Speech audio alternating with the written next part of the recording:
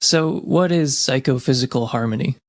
So psychophysical harmony basically is the fact that there are certain appropriate matches between our conscious states and our physical states, our behavior or our beliefs and judgments understood in functional terms, that sort of thing. And the concept of psychophysical harmony is not original to my co-author, Brian Cutter, and I. This is something that's discussed in, mainstream philosophy of mind or whatever, right? For instance, we're disposed to pursue valuable hedonic states and to avoid disvaluable ones. If something feels good, you do it again. If something feels bad, you probably don't do it again, right? So that's a kind of harmony. I think we call it hedonic harmony, this tendency to have appropriate dispositions towards hedonic states. Or I say there's a cup-shaped object in my visual field, and sure enough, there is a cup-shaped object in my visual field. So there's a match between the semantic content of my statement and the actual contents of my conscious experience. So that's semantic harmony. There may be some other kinds too, but those are the two main ones that we focus on in the paper, is the hedonic and the semantic. Right. And as you say, like, other philosophers who are not theists have noted the data of psychophysical harmony as well, like David Chalmers or Adam Potts, I think his name is. Plenty of non-theists have noticed the same thing in other contexts, but you're just saying, hey, this is evidence for theism. Right. It's not just that they've noted that this phenomenon exists, but they've noted that it seems puzzling, at least given certain views of the mind, right? So what is the puzzling thing about it? Well, to start, suppose that dualism and epiphenomenalism are true. So dualism, mental states, or at least conscious states, and physical states are distinct, and they could vary independently. You could have, the same physical states without mental states, or you could have, a different arrangement of mental states or something. And epiphenomenalism, the physical is causally closed, and so your conscious states, your non-physical conscious states don't have any causal impact on what happens in the physical world. They're just sort of byproducts, they're epiphenomena. And actually, both of these assumptions we say we can dispense with. You don't need either one. So we ultimately think the argument from psychophysical harmony works, even if you are a panpsychist, even if you're an interactionist dualist, even if you are a physicalist, we say. As for what the puzzle is, so given dualism and epiphenomenalism, well, it could be that you have the same physical states and wildly different arrangements of mental states, right? We could have been zombies who had no conscious experiences. We could have had pain and pleasure inverted, and then we would pursue the painful experiences instead. It could have been that my visual field was just crazy static, it was just white noise, and yet I would still say there's a cup-shaped object in my visual field. It could have been that I had no visual field. Maybe my only conscious experience is tepid bath water, the sensation of touching. That's the only conscious experience anybody ever has, no matter what state they're in. You'd still be behaving physically like exactly the same way, but your internal conscious life would be different.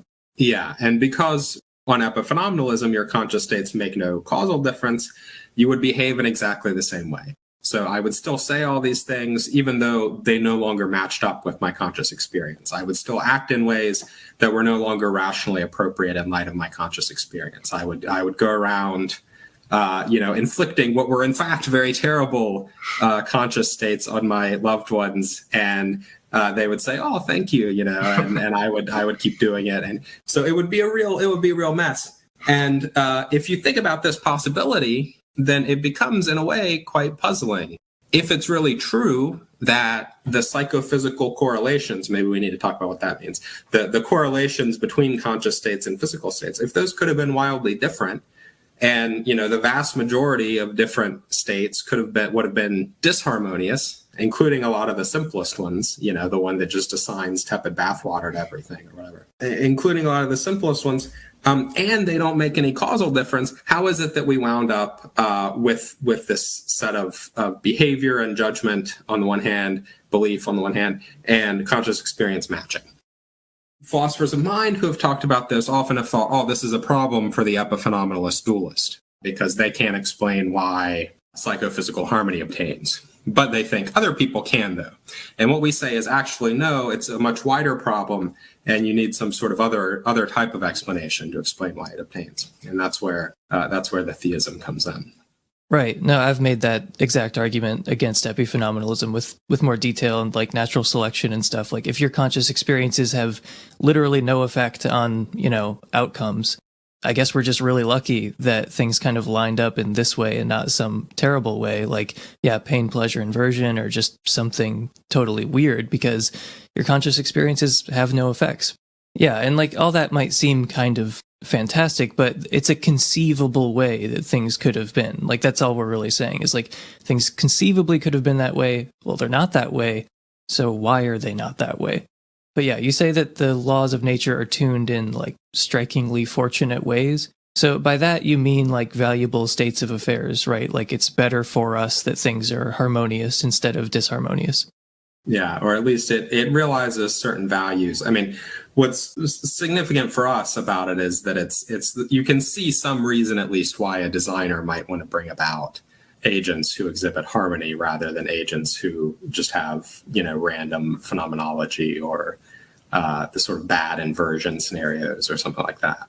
Right. Whereas like indifferent nature, if nature is just fundamentally indifferent to us and to valuable states of affairs generally, then disharmony is at least just as likely as harmony, in the absence of like some other explanation that could possibly explain harmony. Plausibly even more likely, I think. I mean, You do get into questions about infinity and this sort of thing and how to deal with contrasting infinite sets and stuff like this. But intuitively, if you try to imagine, what is the space of harmonious versus disharmonious sets of laws, for every way that things can be harmonious, you can imagine all sorts of ways, little deviations or inversions, or some things are missing or something else is there.